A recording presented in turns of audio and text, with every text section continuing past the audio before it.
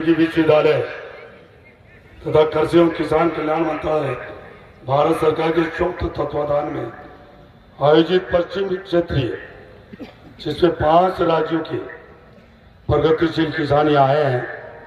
इस कार्यक्रम में हमारे बीच में मेरे भाई और विधानसभा में भी साथ रहे विधायक भाई श्री फूलचंद जी मीणा जी, मेरे साथ रहे पूर्व विधायक श्री BR चौधरी जी, हमारे कुलगुरु जिनके नेतृत्व में ये सारा काम हो रहा है, आदरणीय श्री प्रताप सिंह जी, भाई साहब श्री कृष्ण मुरारी जी, हमारे तोमर साहब।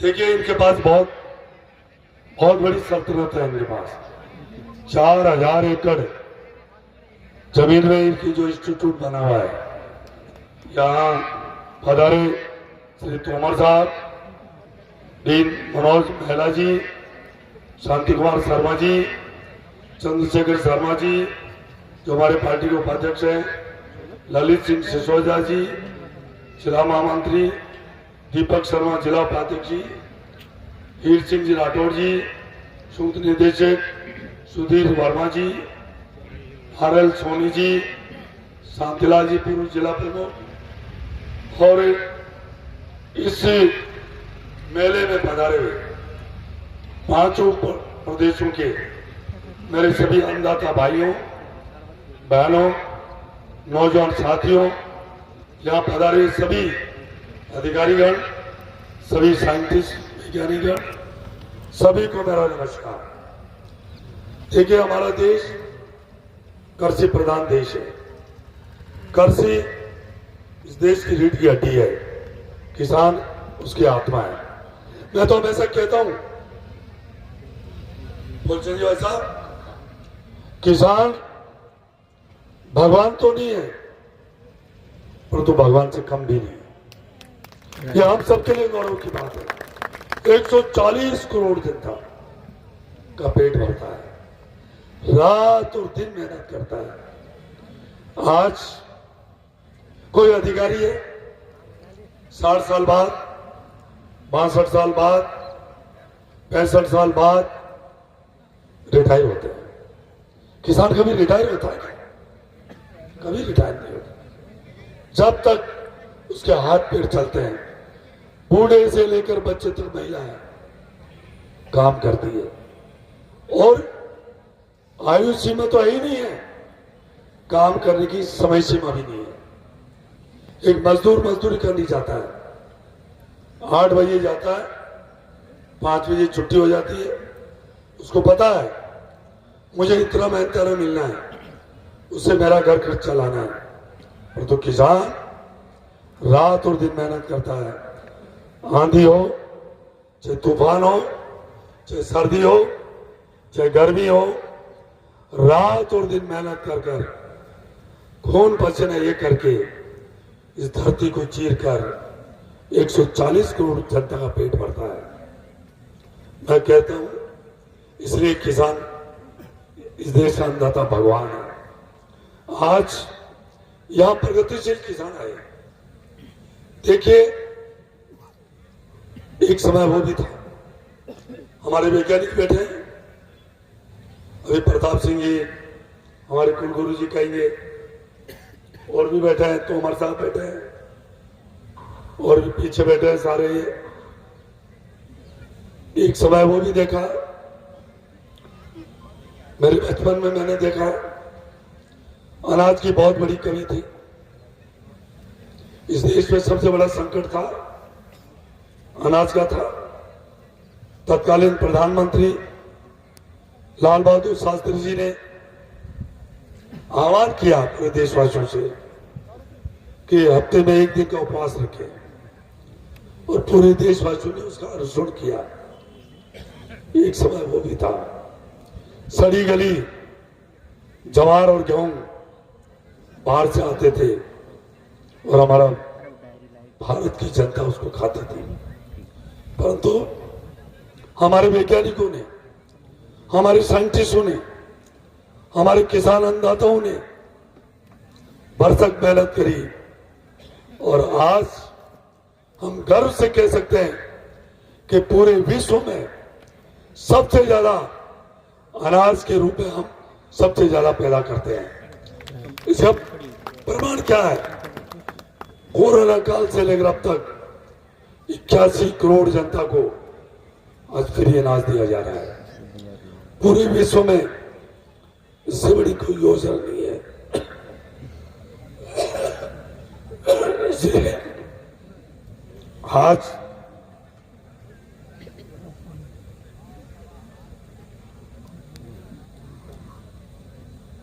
हमें अनाज में तो हम आत्मनिर्भर हो गए, परंतु अन्नदाता भाइयों और मेरे वैज्ञानिकों अभी चुनौती कम नहीं है।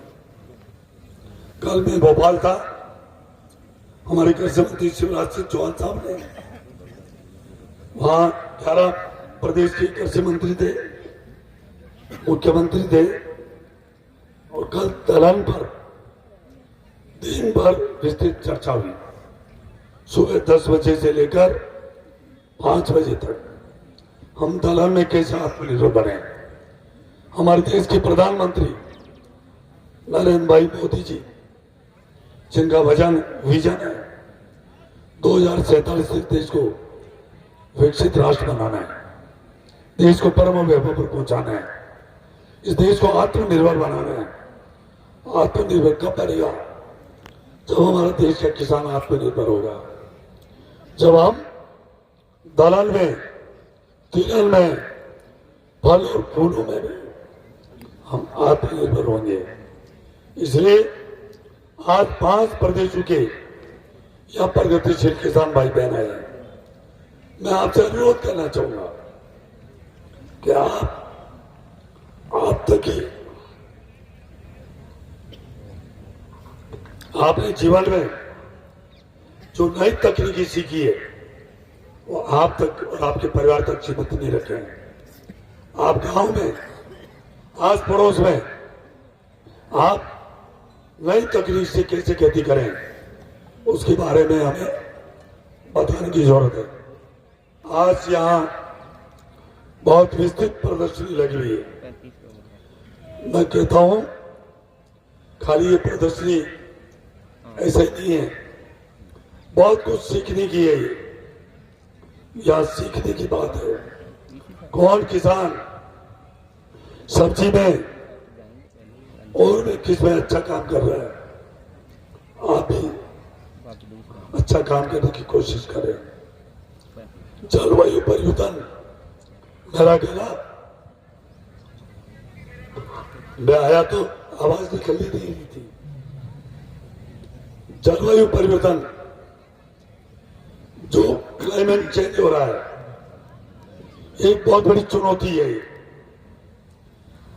चुनौती इसलिए है, जब परंपरागत किसान खेती कर रहा था, आज जलवायु परिवर्तन हो गया है। उस फसल में कई तरह के कीटाणु लग रहे हैं।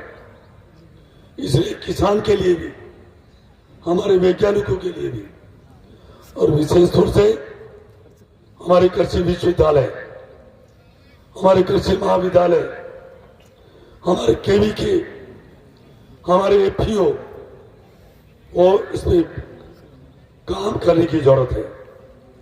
क्योंकि किसान मेहनत करता है और फिर जब कीटाणु उसकी फसल को नष्ट कर देता है तो बहुत बड़ी उसको पीड़ा होती है। इसलिए मेरा ये निवेदन है कि हमें जो जलवायु परिवर्तन जो है इसके ऊपर फोकस करने की जरूरत है। नई तकनीकी अपनानी है और हमारी विविधीकरण हमें करने की आवश्यकता है। आपको पता है अभी विकसित कृषि संकल्प अभियान चला 29 अप्रैल से 12 मई तक, लैब को लैंड तक लेके गए। अब शिवराज सिंह जी का यह कहना है और आदरणीय प्रधानमंत्री नरेंद्र भाई मोदी जी का ये विजन है कि आप ऐसी ऑफिस में बैठकर काम करने से ये देश विकसित राष्ट्र नहीं बन सकेगा। अब हमें खेत में जाना होगा। कल ही हम खेतों में गए। आपको जानकर खुशी होगी कि जौ की 2000 वेराइटी थी, जौ की 2000 वेराइटी थी और तुअर की 3000 वेराइटी थी, जो 60 दिन से लेकर 180 दिन तक पके। उसमें रियस उसके ऊपर पूरी ध्यान रखा जा रहा है। आखिर किसान को कौन सी फसल बोनी चाहिए, कौन सी किस्म बोनी चाहिए ताकि उसको फायदा हो सके। देखिए, किसान की लागत मूल्य कम करना पड़ेगा, उत्पादन बढ़ाना पड़ेगा, समय पर उसको कीमत देनी पड़ेगी। इसके लिए ये सारे काम किए जा रहे हैं। विकसित भारत का लक्ष्य गांव तथा छोटे शहरों के आधुनिक विकास क्या आगे बढ़ रहा है। आज भी गांव में अधिकांश लोग खेती बाड़ी करते हैं, अतः हमारे अन्नदाताओं के चौमुखी होने पर विकसित भारत का सपना पूरा होगा। आज हमारे देश में ये यशस्वी प्रधानमंत्री श्री नरेंद्र भाई मोदी जी किसान सम्मान निधि दे रहे हैं।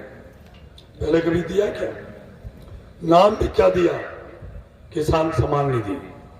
इतना ही नहीं, अन्नदाता किसानों भाई और बहनों, देश की आजादी के बाद प्रधानमंत्री जी के तीसरे कार्यकाल में हर खरीफ और रबी की फसल में एमएसपी बढ़ाई जा रही है। 2014 के पहले आज की एमएसपी आप देखिए, 2 गुनी, 2.5 गुना और 3 गुनी हुई है। दुर्भाग्य रहा 1947 में देश आजाद हुआ, किसान की एमएसपी जो 11 वर्षों में बढ़ी, उस रेशे से बढ़ती तो किसान की हालत आज इतनी खराब नहीं रहती। परंतु पहले आदरणीय अटल बिहारी जी वाजपेयी जी ने किसान की सुध लेने की कोशिश करी और उसके बाद आदरणीय नरेंद्र भाई मोदी जी ने कितना, मैं कह रहा हूं, अभी वीबी राम जी, अभी वीबी राम जी जो कानून लाया गया है, मेरे मीडिया के भाई बैठे हैं, आज इस उदयपुर की धरती पर कह जा रहा हूं, ये इस देश का विकसित राष्ट्र बनने का सबसे बड़ा आधार होगा। यहाँ गांव, गरीब, किसान, मजदूर सबके लिए खुशहाली लेके आएगा। पहले क्या था? मनरेगा, पहले नरेगा, फिर उसका नाम बदला मनरेगा। क्या हुआ 2005 से लेकर अब तक? अब क्या होगा? या सरपंच भी कोई आए होंगे। अब ग्राम हथाई के ऊपर, ग्राम पूरे गांव के बीच में हथाई के ऊपर ग्राम सभा करके ग्राम पंचायत में वहां तय होगा कि वहां कौन सा काम होना है और काम भी पक्के होंगे। हमने देखा है आज पूरे देश में जो जितने भी तालाब बांध बने, जब बने थे उसके बाद नहीं तो तालाबों की पाल ठीक हो पाई, नहीं उनकी बोरियां ठीक हो पाई, क्योंकि मनरेगा में काम हो ही नहीं पाया। परंतु अब ये गारंटी है, वीबी राम जी विकसित भारत गारंटी फॉर रोजगार, एंड ये जो अधिनियम आया है, जो ये रोजगार, ग्रामीण रोजगार गारंटी का, ये अब गारंटी है। 125 दिन काम देंगे, पहले 100 दिन देते थे, अब 125 दिन देंगे। इतना ही नहीं, मैं आपको बता दूं, 60 दिन जब किसान की फसल आएगी उस दिन ये काम बंद रहेगा। 365 दिन होते हैं एक साल में, 305 दिन में 125 दिन उसको काम देंगे। जो भी काम चाहेगा, जो भी मजदूर मुझे काम चाहिए, माताएं बहनें, उन सबको 125 दिन काम मिलेगा। और कृषि भी बचेगी, खेती भी बचेगी, मजदूर को मजदूरी भी मिलेगी, पक्के काम होंगे, तालाब बनेंगे, मोड़ियां बनेगी, आंगनबाड़ी बनेगी, स्कूल बनेगी, हॉस्पिटल बनेगा। और जो गांव जो कहेगा हमारे गांव में इस काम की जरूरत है, वो सब काम होगा।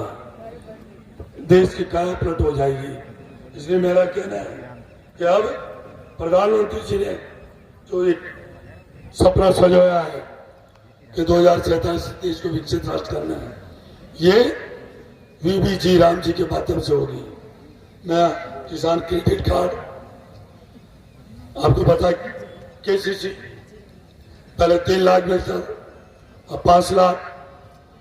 कृषि बजट को बढ़ावा देने का धन धान्य पूरे देश में 100 जिले चिन्हित किए हैं, वहां 11 विभागों को मिलाकर वहां सारा काम होगा, ताकि वो 100 जिले जो पिछड़े हुए हैं वो आगे आए।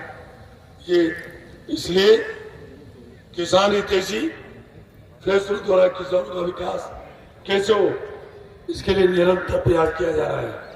प्रधानमंत्री मोदी जी द्वारा और राजस्थान के मुख्यमंत्री भजनलाल जी सरकार के द्वारा डबल इंजन की सरकार, मैं मुख्यमंत्री भजनलाल जी की बात करूं, उन्होंने प्रधानमंत्री जी ने 6,000 रुपए 2,000 की 3 किस्तें किसान सम्मान निधि देने की करी।